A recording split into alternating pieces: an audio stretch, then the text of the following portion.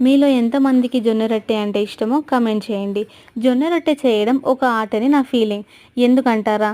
ఎందుకంటే ప్రపంచంలో అన్నిటికి మెషిన్స్ ఉన్నాయి కానీ, ఈ జొన్న రొట్టె చేయడానికి మాత్రం లేవు.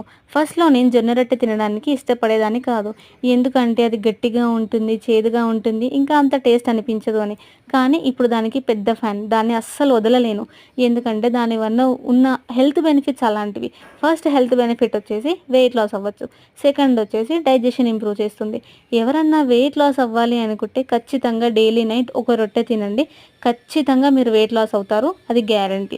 కానీ జొన్నల్లో కూడా 2 రకాలుంటాయి. ఒకటి తెల్ల జొన్నలు, ఒకటి పచ్చ జొన్నలు.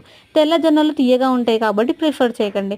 పచ్చ జొన్నలు చేదుగా ఉన్నా గానీ మన వెయిట్ లాస్ అవ్వడానికి బాగా యూజ్ అవుతుంది. మందెప్పుడు చేదుగానే ఉంటుంది కదా! మా నాన్న ఫోన్ చేసి చికెన్ తెస్తున్నా అనగానే మా అమ్మ జొన్న రొట్టె చేసేసింది. ఇంక మా నాన్న చికెన్ తేవడం, మేము జొన్న రొట్టెలు అద్దుకొని తినడమే బాకీ ఉంది. Until then subscribe.